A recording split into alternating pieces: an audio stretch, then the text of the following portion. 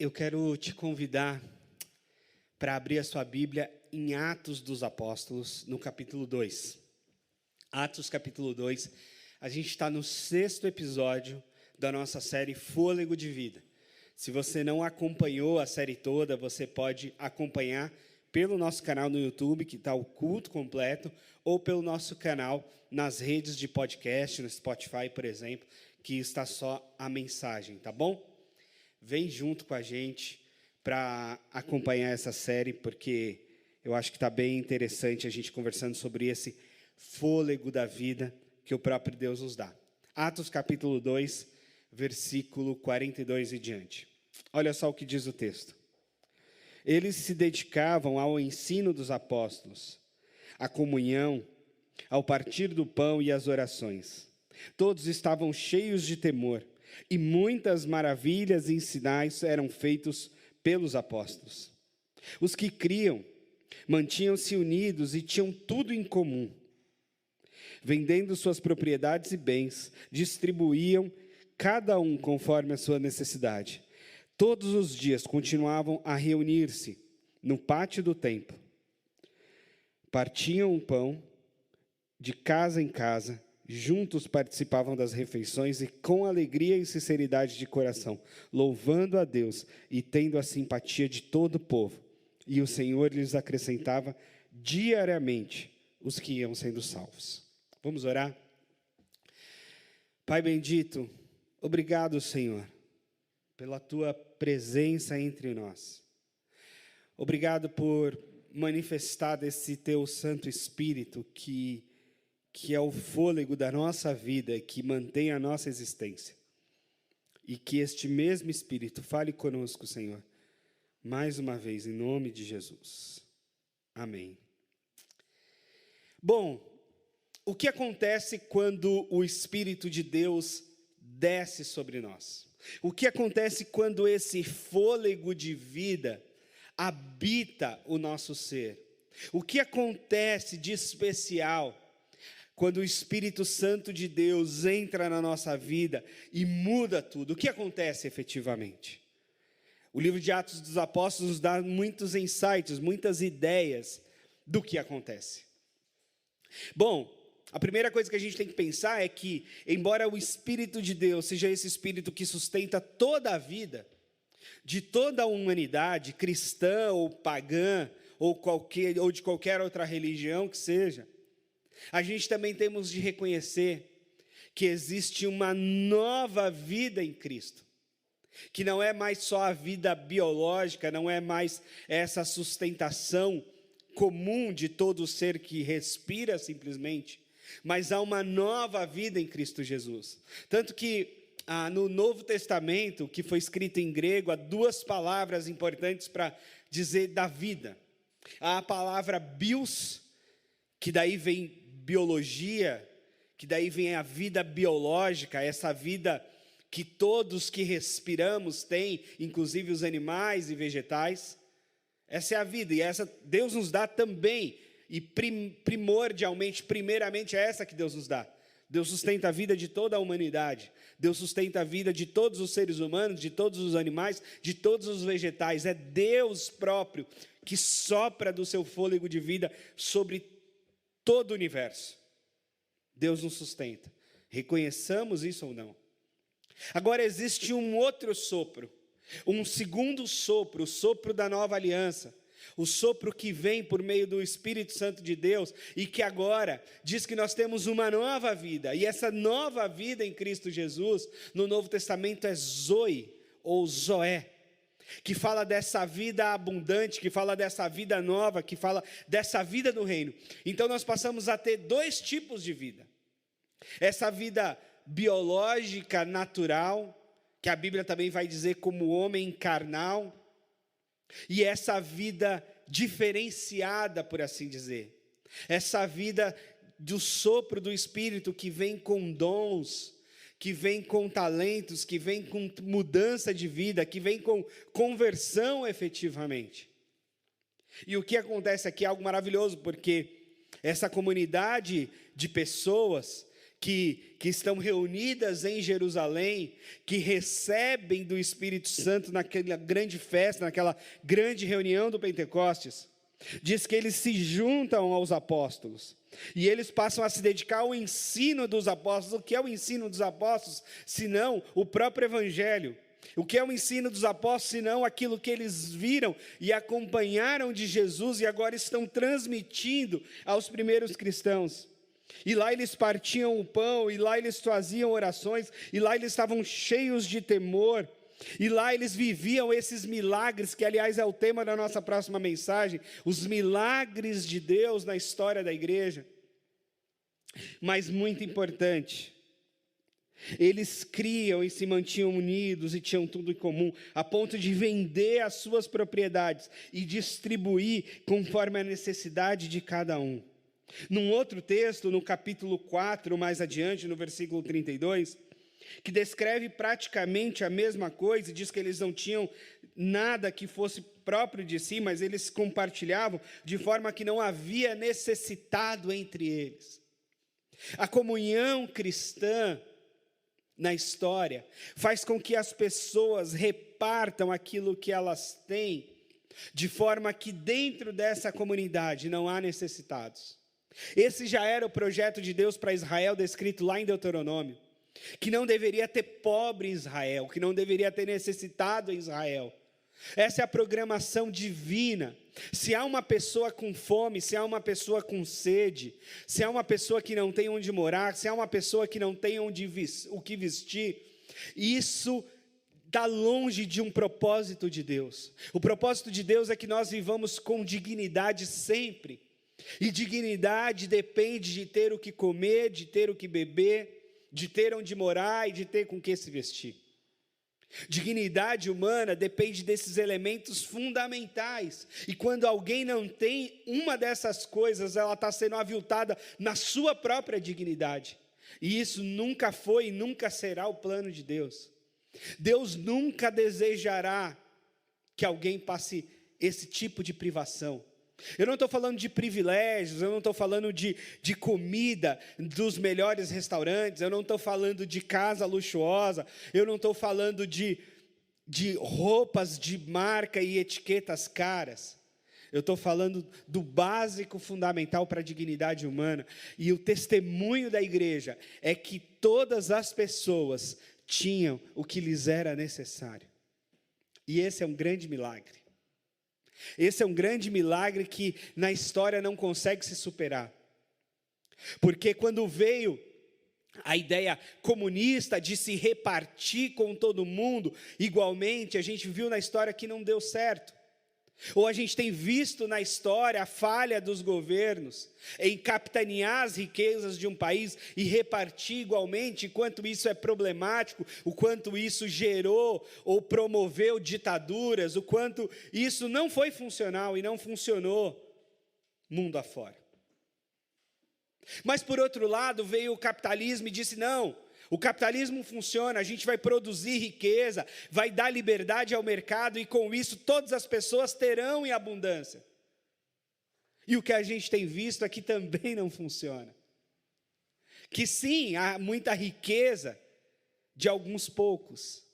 E por outro lado, há muita pobreza de milhares de pessoas que não conseguem entrar nesse mercado, que não conseguem participar desse mercado, que não conseguem acessar meios de uma vida digna por meio desse mercado. E pior, para alguns, inclusive ditos cristãos, o mercado se torna um Deus. O dinheiro se torna um Deus. E Jesus já nos alertou sobre isso, sobre o risco de se trocar Deus por mamon, sobre o risco de deixar de adorar a Deus para adorar uma potestade chamada mamon, que é a potestade do dinheiro, da ganância, da acumulação. E agora, num momento de crise, isso é escancarado na nossa frente, porque nesse momento de crise global, de gente morrendo, de desemprego, de gente passando fome, de hospitais sem oxigênio, nós estamos percebendo que os milionários do mundo ficaram ainda mais milionários. A riqueza deles cresceu em meio à miséria humana.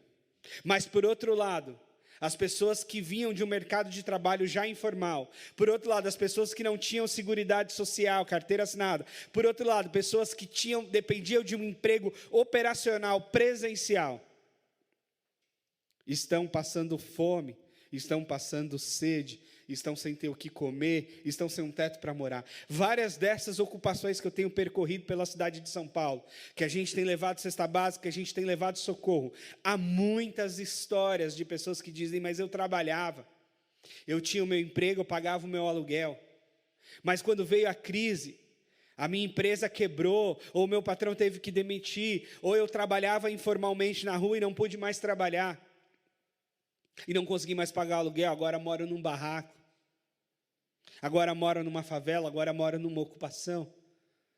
Essa história estamos cansados de ouvir.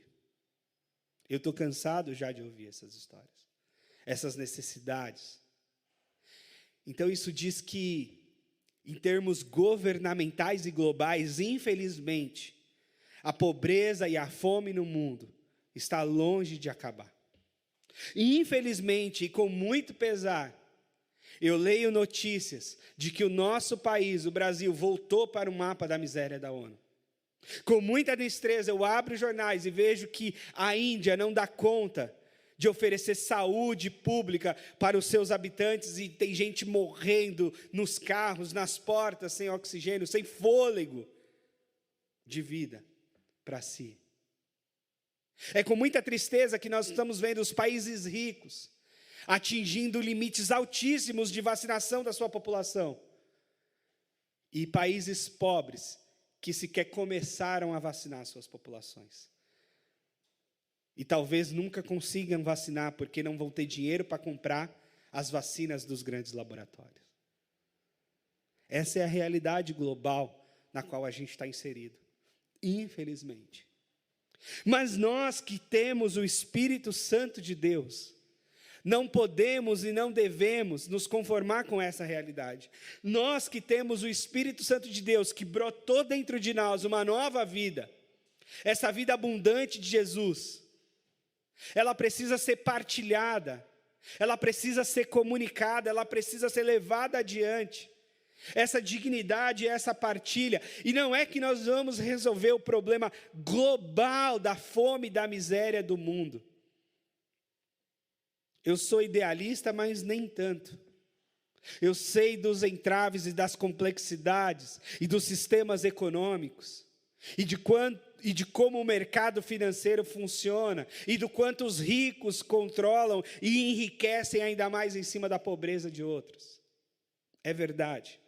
Mas para nós que nascemos de novo, nós não podemos deixar que haja necessitado entre nós. Para nós que nascemos de novo, independentemente de um sistema capitalista ou de um sistema comunista, independentemente da lógica que vigora aí fora, a lógica que vigora dentro de nós é a lógica do Santo Espírito de Deus. É lógico que nós não estamos em Marte, nós estamos no mundo. Nós estamos na Terra, nós estamos no globo, então nós estamos participando da realidade à nossa volta. E nós estamos num mundo e numa realidade capitalista, então nós funcionamos e trabalhamos no mercado financeiro e trabalhamos dentro dessa lógica, de certa forma. Mas nós não nos conformamos com ela. Nós trabalhamos nessa lógica porque é o jeito. Nós trabalhamos nessa lógica porque esse é o sistema que vigora no nosso país e a gente tem que dar conta dentro desse sistema. Você tem que levantar de manhã, buscar o seu trabalho. Muitos de nós gostam do trabalho, ama o que faz, se realiza, e outros não. Outros de nós vai trabalhar realmente para colocar o pão em casa. Não gosta do trabalho, não gosta da equipe, não gosta da empresa, não gosta de nada do que faz, mas precisa pagar as contas.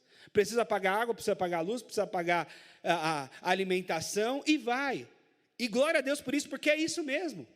É isso mesmo que a gente tem que fazer, não tem outro jeito, senão a gente levantar cedo todos os dias e seguir para essa batalha. Mas a grande diferença, meus irmãos, é que essa lógica mercadológica, essa lógica que está aí fora e que vigora aí fora, na qual a gente também está inserido, Essa não é a lógica que domina o nosso coração. A lógica que domina o nosso coração tem que ser outra.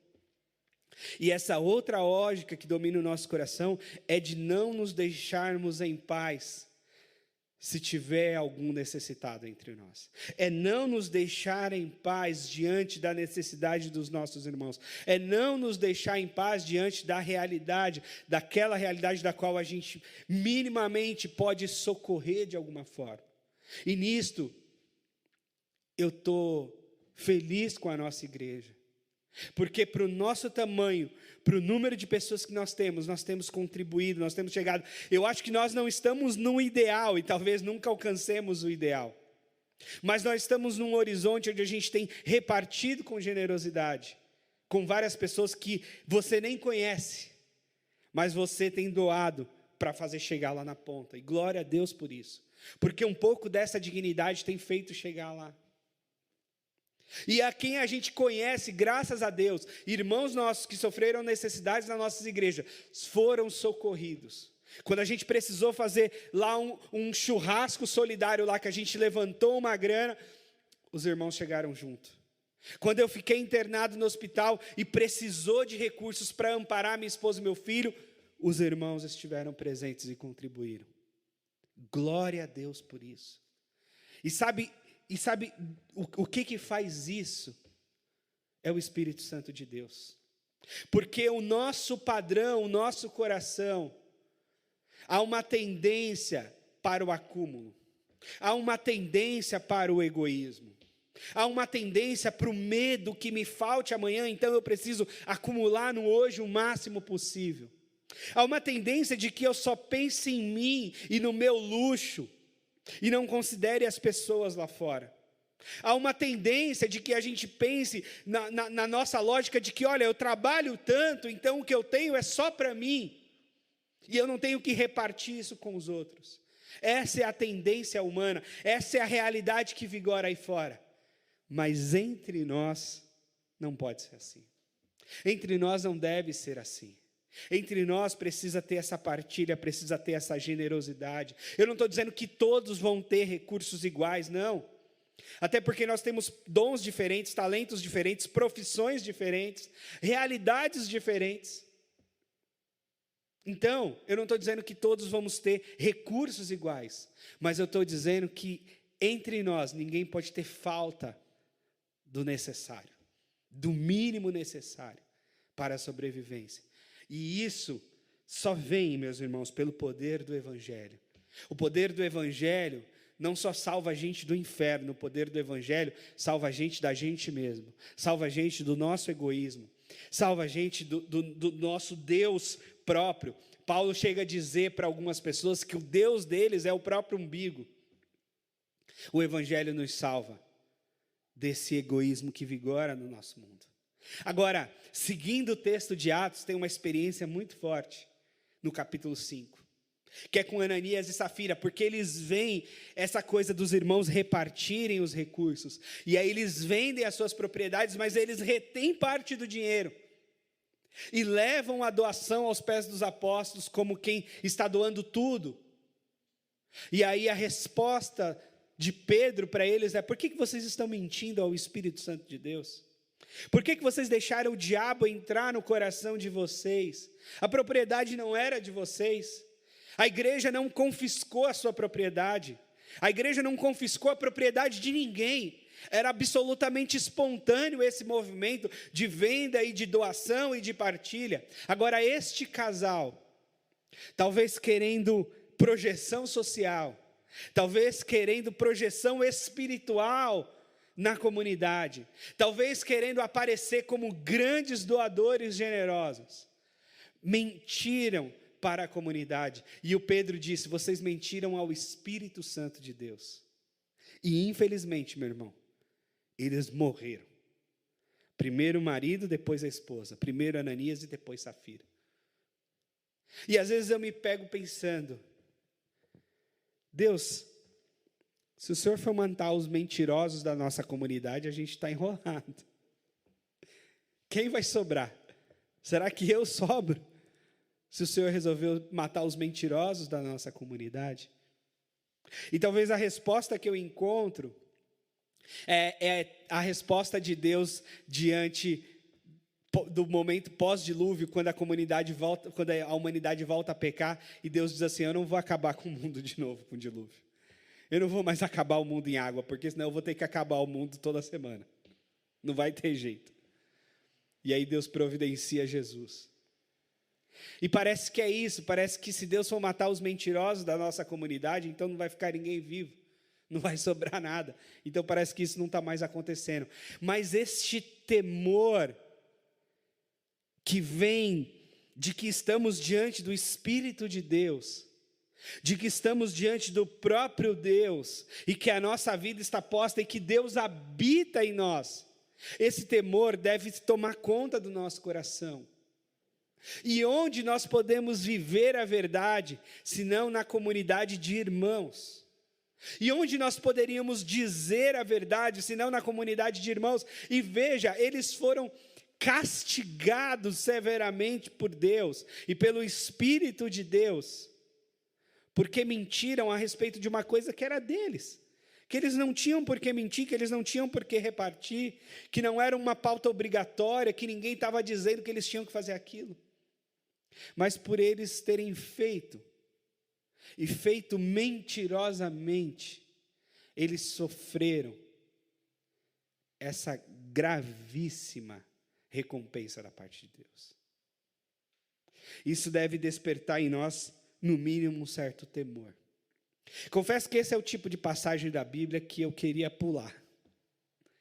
Confesso que esse é o tipo de passagem bíblica que eu queria que não tivesse no Novo Testamento, para eu dizer, não, isso aqui é só coisa do Antigo Testamento, não acontece mais na Nova Aliança. Mas esse texto está na Escritura. Esse texto está no Novo Testamento. Esse texto está na Nova Aliança. Esse texto está após o Espírito Santo ter descido em toda a comunidade. E isso também me faz levar em conta de que a comunidade cristã, por generosa que ela seja, por suprir necessidade de tantos outros que ela seja, por mais abençoada e cheia do Espírito Santo que ela seja, haverá sempre mentirosos entre nós. Haverá sempre aqueles que dão espaço para que o diabo entre no seu coração e traga esse pecado para o meio da comunidade. E isso deve nos servir de alerta e de temor. Estamos longe da perfeição, eu sei disso. Mas a gente deve viver com um temor de que a verdade precisa imperar no nosso coração, e não deve ser por nosso meio que o diabo entra na nossa comunidade. Não deve ser por nós. No que depender de nós, nós temos que fechar a brecha. No que depender de nós, nós devemos nos encher do Espírito Santo de Deus. No que depender de nós, nós devemos falar e viver a verdade, para que o diabo não encontre lugar nas nossas vidas, e muito menos em nossa comunidade. Essa deve ser a nossa busca, essa deve ser a nossa intenção. E isso é o efeito, e deve ser o efeito do Espírito Santo de Deus, que desce sobre nós. Por isso, eu resumiria essa mensagem dizendo para você: trabalhe intensamente. Trabalhe, dê o seu melhor, estude, cresça na sua profissão, na sua carreira, construa a carreira da forma mais brilhante que você puder e honre a Deus com isso. Isso vai ser maravilhoso. Ganhe dinheiro com isso, porque o dinheiro no nosso mundo é uma compensação do nosso trabalho. Essa é a realidade. É uma compensação e até uma valorização daquilo que a gente faz profissionalmente. Então faça isso. Mas tendo feito isso e tendo tido uma boa carreira e tendo ganhado dinheiro com isso, doe generosamente. Não queira pegar esse dinheiro para viver uma vida de luxo, porque parte do testemunho cristão, acredito eu, é um estilo de vida simples. É um estilo de vida onde a gente vive com aquilo que nos é necessário viver.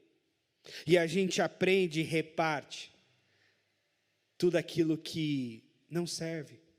Ou melhor, tudo aquilo que não cabe às vezes para nós. Não cabe para nós. Para que nós queremos ter um carro caríssimo, se qualquer veículo pode nos levar a qualquer lugar, estando em bom estado de manutenção e cuidado?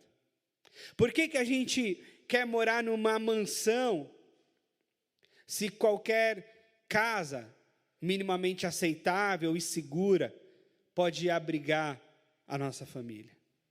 Por que a gente quer ter tanto e acumular tanto, se esse mundo é tão efêmero e passageiro?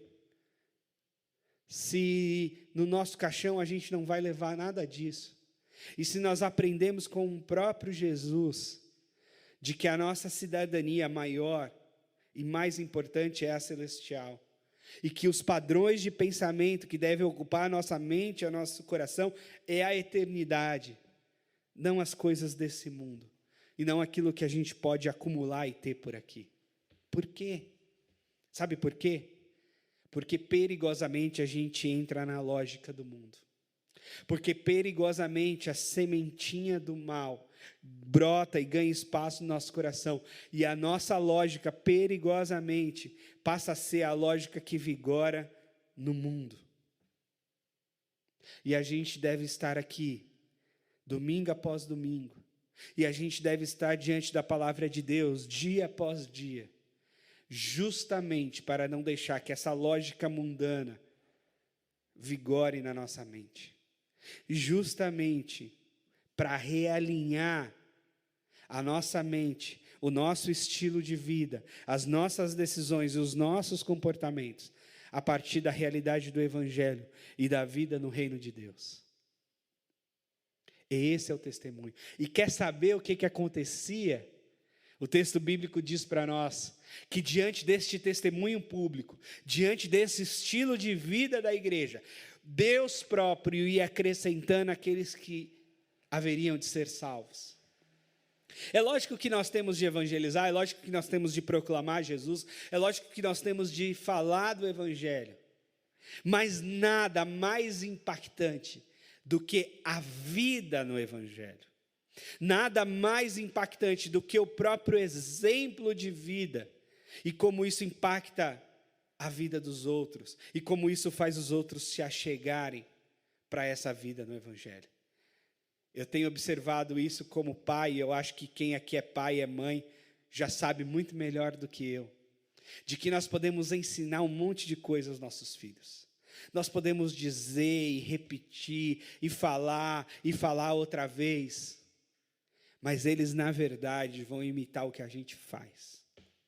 Mas eles na verdade, desde muito pequenininhos, eles estão observando, eles estão percebendo quem a gente é nas nossas ações efetivamente. E é isso que vai valer.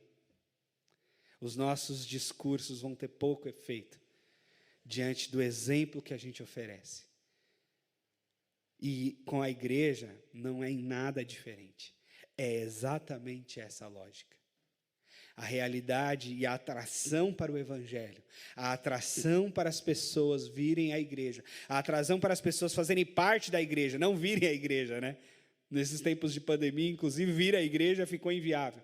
Mas fazer parte da igreja tem a ver com o nosso testemunho, tem a ver com a nossa ação, tem a ver com aquilo que a gente põe. Esses dias saiu um artigo do Leandro Carnal, no estado de São Paulo, falando do quanto as religiões podem se fazer presentes quando elas estão em ação, e o quanto os discursos ficam mais ainda vazios em momentos de crise como esse. Portanto, meus irmãos, não deixemos o espírito do maligno entrar no nosso coração, tal qual entrou no coração de Ananias e Safira. Não deixemos o mundo e o diabo entrar na nossa comunidade e fazer a nossa mente trabalhar numa lógica de mamon, numa lógica de adoração ao dinheiro, numa lógica de egoísmo e de acúmulo. Não.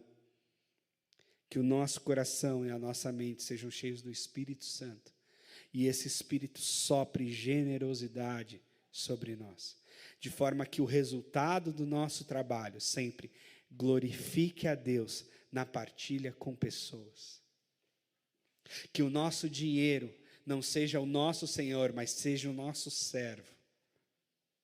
Seja o nosso servo para partilhar daquilo que Deus tem nos dado.